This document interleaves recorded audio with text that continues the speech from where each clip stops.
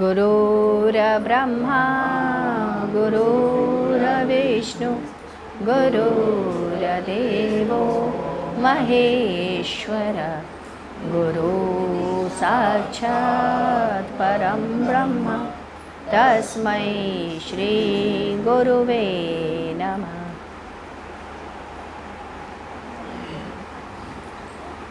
आइए आगे की तरफ पढ़ें। आप नरक में भी रहोगे तब भी गुरु साथ में रहेगा और उसकी आँच से आपकी रक्षा करेगा। वहाँ से निकाल के छुड़वा करके वही लेकर आता है। गुरुदेव ने कहा, आपका समर्पण ही मुख्य है।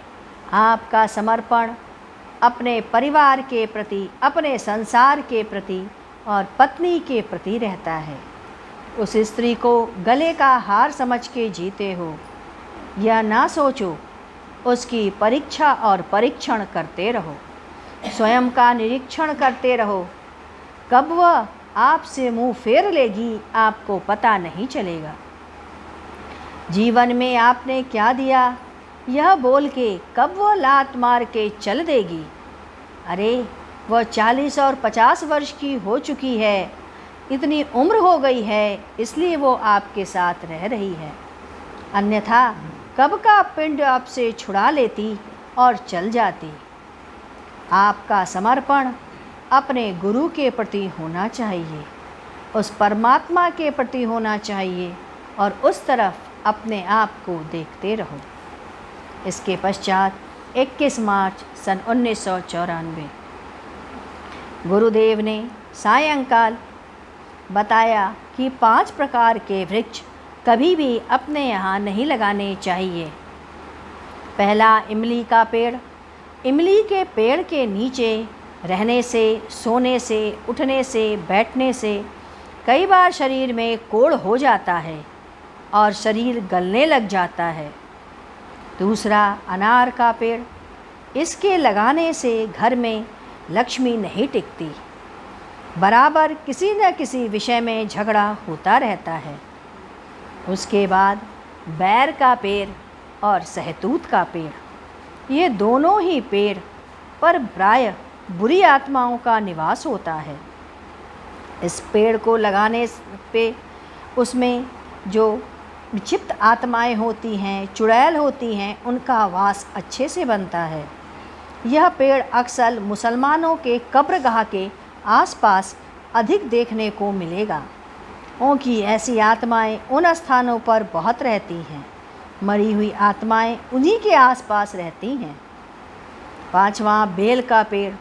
बेल का पेड़ यद्यपि कि बहुत शुभ माना जाता है, परंतु एक गृहस्थ के यहाँ यह नहीं लगना चाहिए।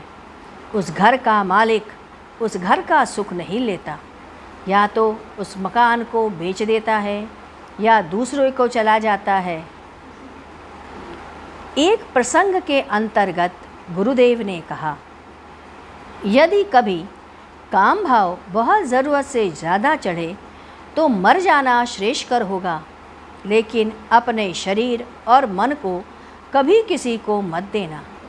यदि आप विवाहित हो तो यह जान लो, पति को छोड़कर या पत्नी को छोड़कर किसी पराये का चिंतन कभी भी मत करना, वह आपका सर्वनाश कर देगी।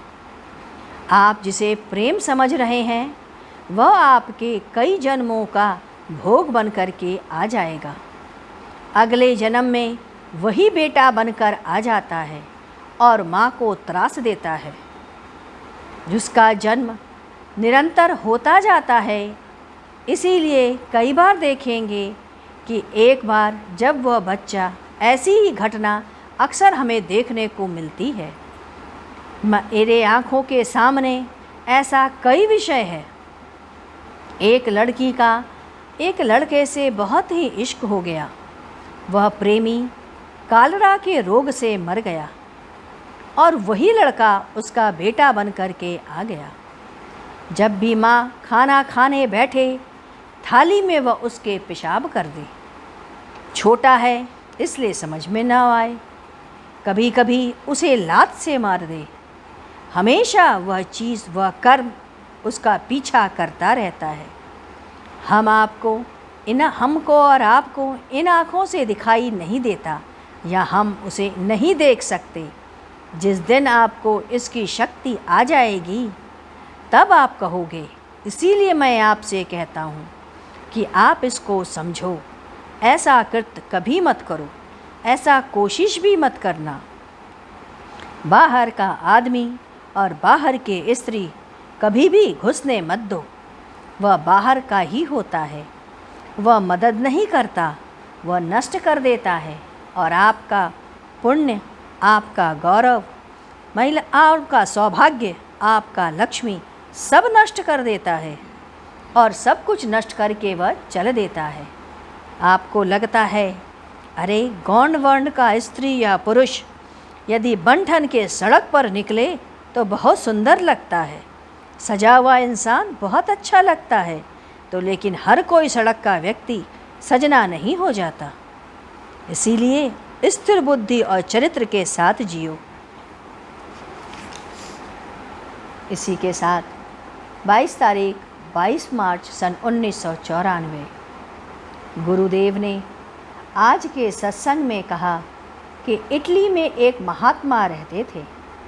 पहले उन्हें कैथोलिक कहा करते थे, किंतु वे बाद में ऐसा नहीं था। वे कहा करते थे कि ईश्वर में और ईश्वर का प्रकाश हर जगह मौजूद है। दुनिया में जो भी कुछ है वह सब उन्हीं का नूर है।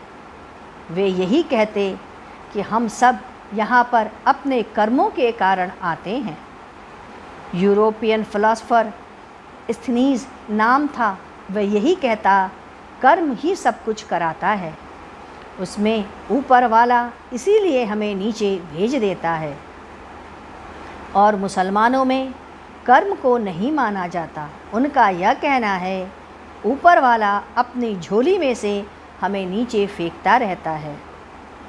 हमारे यहाँ भी यही कहा गया है कि 5 प्रकार के कर्म क्लेश होते हैं जिसके कारण कि पुनर्जन्म होता है और वो 84 लाख योनियों में हमें भ्रमण करा देता है।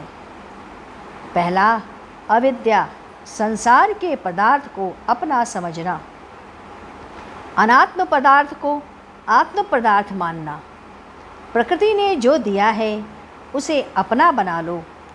आपके द्वारा पैदा की हुई वस्तु को अपना मत समझो। परंतु यहाँ होता उल्टा है। भगवान की दी गई वस्तु को तो अपना नहीं बनाते। आपने जिसे पैदा की है उस वस्तु को आप अपना मान बैठते हैं। दूसरा, अस्मिता, मोह। मेरा बेटा, ये मेरा बेटा है, उसे मैंने पाला है, मैंने ही उसे बड़ा किया है।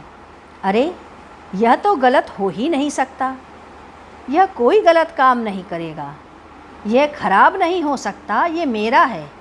ये जो मेरा का भ्रम आप पाल रखे हैं कि ये मेरा मकान है, ये मेरा बेटा और बेटी है, यह है मोह।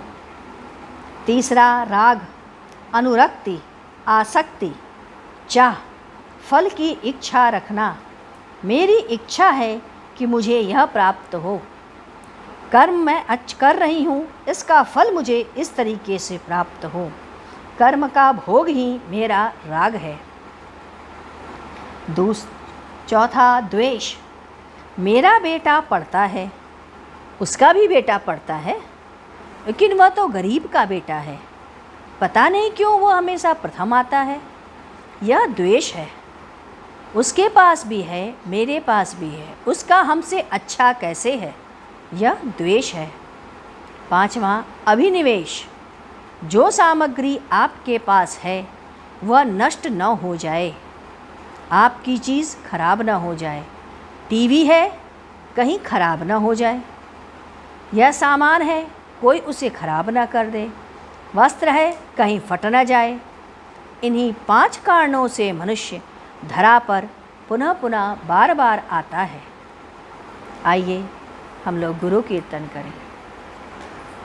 ओम मंगलम कार्यमंगलम गुरु मंगलम गुरुदेव मंगलम ॐ मङ्गलम् ओङ्कारमङ्गलम् गुरुमङ्गलं गुरुदेवमङ्गलम् ॐ मङ्गलम् ओङ्कारमङ्गलम् गुरुमङ्गलं गुरुदेवमङ्गलम् ॐ मङ्गलम् ओङ्कारमङ्गलम् गुरुमङ्गलं गुरुदेवमङ्गलम् ॐ मङ्गलम् ओङ्कारमङ्गलं गुरुमङ्गलं गुरुदेवमङ्गलम् ॐ मङ्गलम् ओङ्कारमङ्गलं गुरुमङ्गलं गुरुदेवमङ्गलम् ॐ मङ्गलम् ओङ्कारमङ्गलं गुरुमङ्गलं गुरुदेवमङ्गलम्। बोलिए सद्गुरुदेव महाराज की जय।